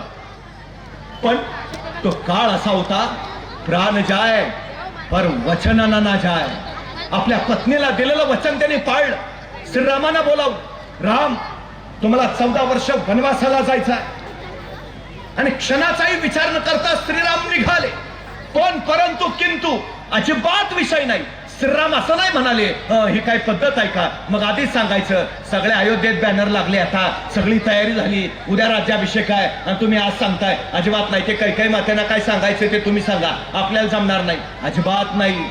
पित्यानं सांगितलंय ना. दुसऱ्या क्षणी श्रीराम निघाले. सीता मातांना म्हणाले, आपल्याला वनवासाला जायचं आहे, आता अयोध्येला परतू ते 14 वर्षानंतरच. आणि दुसऱ्या क्षणी सीता माता निघाल्या. ते असं म्हणाले नाही तर आमच्या वडिलांनी याच्यासाठी तुमच्या बरोबर गाठ बांधली का, 14 वर्ष वनवास वसावा, मग आधीच सांगायचं. अजिबात नाही. पण परंतु किंतु नाहीच आहे. सीता माता निघाल्या. लक्ष्मणांना प्रश्न पडला, आपण काय करावं. लक्ष्मण धावत धावत सुमित्रा मातेकडे आले, मी काय करू, श्रीरामांबरोबर वनवासाला जाऊ की अयोध्येतच राहू. आणि सुमित्रा माता म्हणाल्या, जिथं श्रीराम तीच तुमची अयोध्या. आणि लक्ष्मण श्रीरामांबरोबर निघाले. मला कधीतरी प्रश्न पडतो, कुठल्या दिशेला चाललो आज आम्ही. आपल्या पित्याच्या शब्दाखातर वनवास भोगणारे श्रीराम या भारताचं राष्ट्रीय चारित्र्य आहे. त्या भारतातली पिढी आई वडिलांना रडायला लावून जर नको ते उद्योग करत असेल तर आम्ही कुणाचा वारसा चालवतो आहोत. आमच्या आई बापांना दुःख देऊन आम्ही नेमकं काय साधतो आहोत. कधीतरी आम्ही हा विचार करायलाच हवा. समाज व्यवस्था बिघडली आहे खरी, पण दुसरी एक गोष्ट आम्ही लक्षात घ्यायला हवी. आज पोलीस खात्याच्या बळावर चुकीच्या धंद्यांना पायबंद बसतो आहे, पण तरीही अनेक ठिकाणी अनेक व्यसनं घडवणारे अनेक गोष्टी उपलब्ध आहेत. आमची पोरं त्या चुकीला मार्गाला जात आहेत. आमच्या पोरांना सांगा, जगाच्या पाठीवर अजून असं यंत्र तयार झालं नाही ज्या यंत्रात भाकरी टाकली की रक्त तयार होऊन बाहेर पडतं. असं शरीर नावाचं अद्भुत आणि अलौकिक यंत्र तुम्हाला त्या परमेश्वरानं दिलंय. त्याच्याबद्दल कृतज्ञता बाळगून ती शरीर संपदा आम्ही जपायला हवी. सगळ्यात महत्वाची गरज आहे ती सगळ्यात महत्वाची. पण माणसं स्वतःच्या चष्म्याची जेवढी काळजी घेतात तेवढी स्वतःच्या डोळ्यांची काळजी घेत नाहीत. माणसं स्वतःच्या मोबाईलची जेवढी काळजी घेतात तेवढी स्वतःच्या हृदयाची काळजी घेत नाहीत. पूर्वी पोरं मैदानावर दिसायची, आता पोरं मोबाईलवर दिसतात. शरीरानं खंगत चाललेली उद्याची पिढी, उद्याचा समाज आणि राष्ट्र कसा घडवणार, ही सगळ्यात मोठी अलीकडची चिंता आहे. एखाद्या माणसाला हार्ट अटॅक येतो, बायपास करावी लागते. बायपास करणं म्हणजे हृदयाची खराब झालेली रक्तवाहिनी काढायची आणि तिच्या जागी दुसरी चांगली रक्तवाहिनी जोडायची. या शस्त्रक्रियेला खर्च येतो 3 लाख रुपये. म्हणजे आमची एक रक्तवाहिनी केवढ्याला पडली, 3 लाख रुपये. आमच्या हृदयाजवळ अशा एकूण मुख्य 3 रक्तवाहिन्या बरोबर 1 लाख रक्तवाहिन्यांचं जाळ आहे. एका रक्तवाहिनीची किंमत जर 3 लाख, 1 लाख रक्तवाहिन्याची किंमत किती झाली. 2 डोळे दिलेत आम्हाला, एखादा डोळा बाद होतो, आता नवा डोळा बसवता येतो. नव्या डोळ्याची किंमत आहे 20 लाख. 2 डोळ्याची किंमत झाली 40 लाख. किडन्या दिल्यात आम्हाला, माणसं नको ते अपेपान करतात, दारू पितात, किडन्या बाद होतात, माणसं डायलिसिसवर जातात. डॉक्टर सांगतात जगायचं असेल किडनी बदलून घ्या. किडनी बदलून मिळते. एका नव्या किडनीची किंमत आहे 40 लाख. 2 किडन्याची किंमत झाली 80 लाख. म्हणजे आमचे डोळे 3 लाखाचे, आमच्या किडन्या 40 लाखाच्या, आमच्या डोळे 20 लाखाचे. शरीराच्या अवयवांचा असा जर हिशोब केला तर शरीराची किंमत जाते कोट्यावधी अब्जावधी रुपयांच्या पुढं. अरे त्या परमेश्वरानं जन्माला घालताना ही शरीर नावाची अब्जावधी रुपयांची इस्टेट देऊन आम्हाला पाठवलं. ती इस्टेट जपाना. कुठल्या गोष्टींच्या मागं लागतो आम्ही? सांगा ना आमच्या पोरांना. व्यसना करून स्वतःच आयुष्य वाया घालवण्यापेक्षा आणि शरीर उद्ध्वस्त करण्यापेक्षा आयुष्यात ध्येयाचं वेड लावून घ्यावं आणि जे कुणालाही जमलं नाही असं कार्य सिद्ध करावं हे आमच्या पोरांना सांगा. हो, सगळ्यात महत्वाची अलीकडची गरज आहे ती आहे. काय दुखणं आहे हो आमच्या पोरांचं, काय वेदना आहेत त्यांना. मागच्या पिढीने अपार कष्ट केले आणि मागच्या पिढीला वाटलं आम्ही कष्ट केले आमच्या पोरांच्या वाट्याला येता कामा नाहीत. मागच्या पिढीला वाटलं आम्हाला जे मिळालं नाही ते आमच्या पोरांना मिळायला हवं. अपार कष्ट केले त्यावेळी आता सगळं उभा राहिलं. आता तुम्ही तुमच्या पोरांना करण्यासारखं काहीच ठेवलं नाही. म्हणून या नको त्या गोष्टी घडतायत का याचा विचार आपण प्रामुख्यानं केला पाहिजे. संघर्ष ही सगळ्यात महत्वाची गरज आहे. पण दुर्दैवानं समाजात तो संघर्ष होताना दिसत नाही. मी परवा एका मुलाला सहज विचारलं, काय रे 100 मीटर पळशील का? तो 5 मिनिटं माझ्याकडेच बघत बसला. अरे म्हटलं 100 मीटर पळशील का? आणि मग त्यानं हळूच मला विचारलं 100 मीटर म्हणजे किती? माझ्या लक्षात आलं काय झालंय ते. मी त्याला म्हटलं काय खेळबिळ खेळतोस का नाही? म्हणलं सगळे खेळ खेळतो. क्रिकेट खेळतो, फुटबॉल खेळतो, व्हॉलीबॉल खेळतो, बॅडमिंटन खेळतो. म्हणलं एवढे सगळे खेळ खेळतो, दिवसभर मैदानावरच असतोच का काय? तो म्हणला मैदानावर नाही, मोबाईलवर खेळतो. म्हणलं मग बरोबर आहे, तुला 100 मीटर काढणारच नाही. मग त्याला सांगितलं इथून तिथपर्यंतचं जे अंतर आहे त्याला 100 मीटर म्हणायचं. पळशील का? म्हणला करतो प्रयत्न. अरे म्हटलं तुला काय 5 किलोमीटर सांगतोय का? 100 मीटर पळायचं आहे. नाही करतो ना प्रयत्न. बरं म्हटलं मला सांग हे 100 मीटर अंतर पार करायला तुला किती वेळ लागेल? तो 5 मिनिटं अंतरच बघत बसला. अरे म्हटलं सांग ना. मग हळूच म्हटला 5 मिनिटं तरी लागतील. म्हटलं 100 मीटरला 5 मिनिटं? अरे ऑलिम्पिक मध्ये हुसेन बोल्टचं रेकॉर्ड 9.58 सेकंदाचा आहे. म्हणजे त्याला 10 सेकंद लागतायत. तू 15 सेकंद म्हण, 20 सेकंद म्हण, 25 सेकंद म्हण का 5 मिनिटं? माझं मला माहिती आहे ना. मला सुचायचंच बंद झालं. तेवढ्यात त्याचा मित्र धावत आला. ए पळ कुत्रा पिसाळलाय. एवढ्या भयान वेगात पळत सुटला. 7 सेकंदात 100 मीटर. मी म्हटलं लेका तू हुसेन बोल्टचं रेकॉर्ड मोडलंस. त्याला 10 सेकंद लागतात, तू 7 सेकंदात पळलास. म्हटलं मग कुत्रा मागं लागलं होतं. म्हणजे 7 सेकंदात 100 मीटर पळायची क्षमता तुमच्यात आहे. बाहेर कधी आली? संकट आलं तेव्हा. मग संकट चांगली आहेत का वाईट आहेत? चांगली आहेत. संकटांचं स्वागत करायला शिका. आमच्या पोरांना संकटांचं स्वागत करायला सांगा. कारण संकट तुम्हाला अडवायला येत नाहीत. संकट तुमची उंची वाढवायला येतात. संकट अडचणी तुम्हाला रोखायला येत नाहीत. अडचणी तुमच्यातली कौशल्य बाहेर काढतात. अडचणी तुम्हाला थांबवायला येत नाहीत. अडचणी तुमच्यातले सामर्थ्य बाहेर काढतात. संकट अडचणी अडथळे यायलाच हव्यात, कारण त्याच तुम्हाला घडवतात. आमच्या पोरांना लढायला शिकवा. संकटांशी भिडायला शिकवा. वादळ वाऱ्यांशी झुंजायला शिकवा. तेव्हा तेव्हा तेव्हा आमची पोरं घडतील. आमच्या पोरांना त्याच्या ध्येयामध्ये इतकं गुंतवा की त्याला इतर गोष्टी करायला वेळ मिळाला नाही पाहिजे. सगळ्यात महत्वाची गोष्ट त्याला अभ्यासात गुंतवा. त्याला एखाद्या कृतीशील प्रयोगात गुंतवा. इतकं गुंतवा की त्याला बाहेर लक्ष द्यायला वेळ मिळता कामा नये. तेव्हा तेव्हा ही पोरं घडतील. पोराच्या खांद्यावर हात टाकून मित्रासारखं त्याला समजून घ्या. मुलीला सोबत घेऊन तिच्या मनातलं गूज कधीतरी ऐका. मला खात्री आहे तुम्ही जितकं प्रेम कराल तितकं प्रेम तुम्हाला त्यांच्याकडून मिळेल. एकही चुकीचं पाऊल उचलायचं धाडस त्यांच्या हातून कधी होणार नाही याची खात्री बाळगा. मी नेहमी जाता जाता एक गोष्ट सांगतो. एक छोटंसं खेडेगाव होतं. त्या खेडेगावात एक आई आणि तिचा छोटासा मुलगा. एके दिवशी मुलगा शाळेतून घरी आला. आईला म्हणाला आई मी उद्या जत्रेला जाणार आहे. मुलगा जत्रेला जाणार म्हटल्यावर आईच्या काळजात चर्र झालं. चर्र एवढ्यासाठी झालं की मुलगा जत्रेला जाणार म्हणजे त्याच्या हातावर किमान 10 रुपयाची नोट तरी ठेवली पाहिजे. त्या माऊलीला काही कळेना, आपलं घर गरिबीचं, आपलं घर दुःखाचं, उराशी गरिबी घेऊन झोपतो आपण. पोरला जत्रेसाठी 10 रुपये द्यावे कुठून, ते आणावे कुठून? ती माऊली विचार करत राहिली, विचार करून थकली. शेवटी देवळीतलं खुरपं घेतलं, दुसऱ्याच्या शेतात खुरपायला भांगलायला गेली. दिवसभर खुरपणं भांगल न केलं, दिवसभर राबली, कबाड कष्ट केले. संध्याकाळी रोजगाराचे पैसे हातावर पडले तर प्रसन्न मनाने घरी आली. आता विश्वास होता माझ्या पोराला जत्रेसाठी 10 रुपयाची नोट देता येईल. पोरग शाळेतून घरी आलं, आईला म्हणालं, आई मी संध्याकाळी लवकर झोपतो, मला पहाटे लवकर उठव, लवकर जत्रेला जायचं आहे. मुलगा झोपी गेला, पहाटे उठला, आईला उठवलं, आई लवकर भाकरी टाक, मी आंघोळ करून येतो. आई चुली पुढे गेली, पोरगा आंघोळीला गेलं. आईनं लालबुंदा फुललेल्या निखाऱ्यावर भाकरी भाजायला सुरुवात केली. त्याच लालबुंदा निखाऱ्यावर तिनं दुधाचं पातेलं ठेवलं. तोपर्यंत पोरगा आंघोळ करून परत आलं, ताटावर येऊन बसलं. आईला म्हणालं, आई लवकर वाढ, उशीर होतोय. आईनं निखाऱ्यावरची भाकरी काढली, मोडली दुमडली, पोराच्या थाळीत टाकली. तशी पोराच्या रुळी घुमली. आई लवकर वाढ, मला उशीर होतोय. आईने इकडं तिकडं बघितलं, लालबुंद फुललेल्या निखऱ्यावरचं दुधाचं पातेलं सुद्धा गरमागरम लालबुंद झालं होतं. उचलायला काहीतरी हवं होतं, सापडत नव्हतं. पोराच्या रुळी घुमत होती. तोपर्यंत पोरानं पुन्हा एकदा सांगितलं, आई लवकर वाढ, उशीर होतोय. शेवटी आईनं विचार नाही केला, तशाच रिकाम्या बोटाने त्या लालबुंद गरमागरम पातेलं उचललं. सर्र दिशी चटका बसला, कळ पार मस्तकात झिंजनत गेली. डोळ्यातनं खळ दिशा अश्रू सुटला. चटका सोसवेना, हात झटक्यात मागाला, पदरात गुंडाळला गेला. पण तोपर्यंत पोराच्या रडी घुमली. आई लवकर वाढ, उशीर होतोय. आईनं भाजल्या बोटांचा विचार नाही केला. त्याच भाजल्या बोटाने ते गरमागरम लालबुंद पातेलं उचललं. सर्र दिशे चटका बसला, कळ पार काळजात थैथयाट करत गेली. पण घट्ट धरलं पातेलं. पोराच्या थाळीत दूध ओतलं. दूध ओतताना पोरानं बघितलं, आईच्या डोळ्यातनं पाणी येत आहे.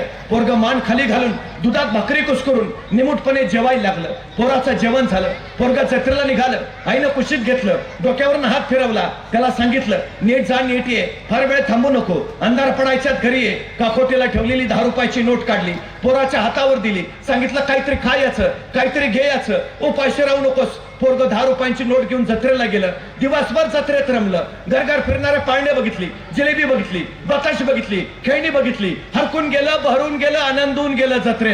संध्याकाळी अंधार पडायला लागला. पोरग घरी परतायला लागलं. आई दराशी वाट बघत होती. पोरग लांबून येताना दिसलं. आईला हायसं वाटलं. लगबगीनं जवळ गेली, पोरला कुशीत घेतलं, डोक्यावरून हात फिरवला. त्याला विचारलं, काय काय बघितलं जत्रेत? पाळण्यात बसलास का? जिलेबी खाल्लीस का? खेळणी घेतलीस का? अरे 10 रुपये दिले होते तुला, काय केलंस त्याचं? तसं पोरग आईच्या कुशीतनं बाजूला झालं. आईला म्हणालं, अगं धीर तर सांगतो तरी. आई म्हणली, सांग ना लवकर, काय आणलंस त्या 10 रुपयांचं? तसं पोरग आईला म्हणालं, आई डोळे मीठ.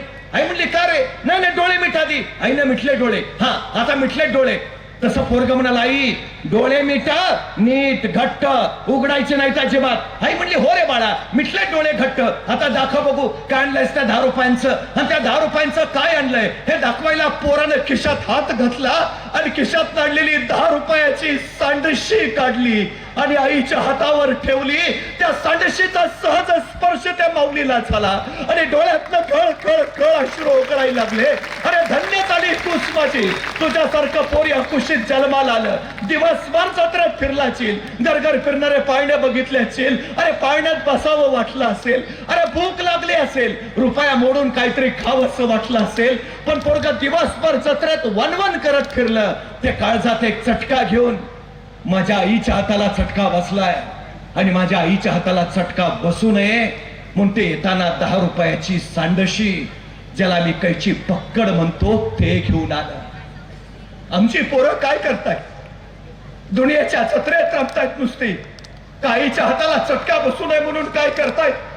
कारण ज्या पोरांना आईच्या हाताला बसणाऱ्या चटक्यांची जाण असते, त्याच पोरांना मातेला बसणाऱ्या चटक्यांची जाण असते आणि त्याच पोरांना समाजाला बसणाऱ्या चटक्यांची जाण असते.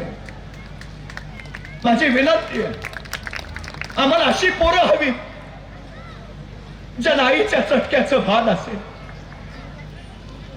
त्याला समाजाच्या प्रगतीचं भान असेल आणि ज्यांच्या ओठावर राष्ट्राच्या प्रगतीचं गान असेल.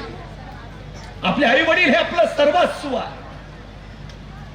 आई वडिलांचा शब्द आपल्यासाठी प्रमाण. आम्ही शपथ घ्यायला हवी, हो मी माझ्या आयुष्यात माझ्यामुळं माझ्या आई वडिलांच्या डोळ्यात कधीही एकही अश्रू येऊ देणार नाही, अजिबात नाही, चुकून नाही. तेव्हा पुत्र आणि मुलगी म्हणून आम्ही आमचं कर्तव्य पार पाडलं असं मला म्हणता येईल. मला खात्री आहे कासोद्याच्या मातीत उगवलेली ही नवी पिढी कसदार आहे, संस्कारशील आहे, विचारशील आहे. आपल्या मातीवर, आपल्या आईवर, आपल्या पित्यावर प्रचंड प्रेम करणारी आहे.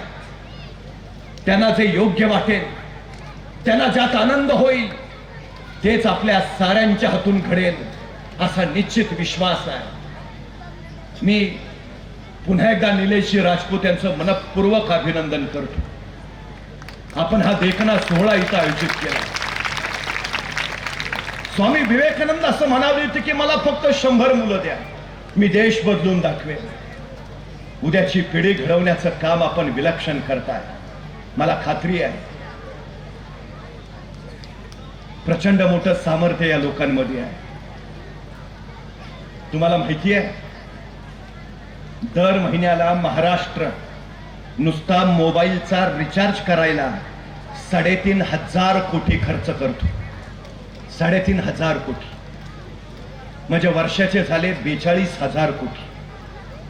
संपूर्ण देशाचा विचार केला तर एका महिन्यात अख्खा देश 25 लाख कोटी रुपये फक्त मोबाईल रिचार्ज करायला खर्च करतो. 25 लाख कोटी एका महिन्यासाठी. आमच्या महाराष्ट्राचा अर्थसंकल्प आहे 6 लाख कोटीचा. म्हणजे देशाच्या एका महिन्याच्या रिचार्ज मध्ये आमच्या महाराष्ट्राचे 4 ते 5 अर्थसंकल्प बसू शकतात. 5 वर्ष महाराष्ट्र जगू शकतो.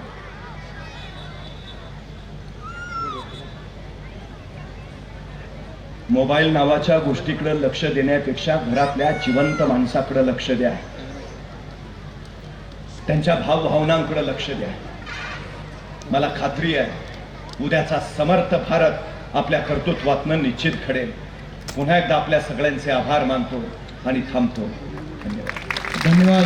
या ठिकाणी खरोखर संस्कार सम पिढी घडावी याकरता मानगुडी साहेबांनी सुंदरशा प्रकारचं मार्गदर्शन केलं. यानंतर आभार प्रदर्शनासाठी समितीचे उपाध्यक्ष गोकुळ शिंपी यांनी या ठिकाणी आभार प्रदर्शन व्यक्त करावं. त्यानंतर विद्यार्थी हॅलो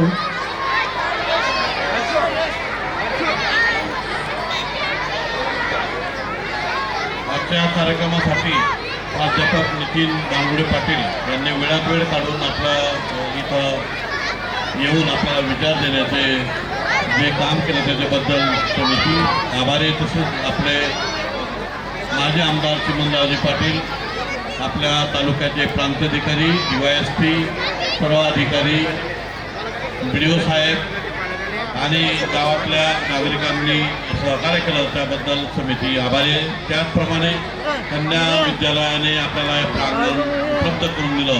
कन्या शाळेचे पोलीस स्टाफ, सर्व शिक्षक, पोलीस पाटील आणि गावकऱ्यांचे सर्वांचे समितीतर्फे मी आभार मानतो.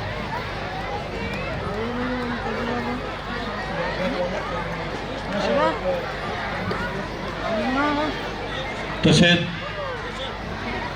आपले शाळेचे मुख्याध्यापक, आशा वर्कर महिला, अंगणवाडीच्या महिला, सर्व महिलांनी सुद्धा या बचत गट महिला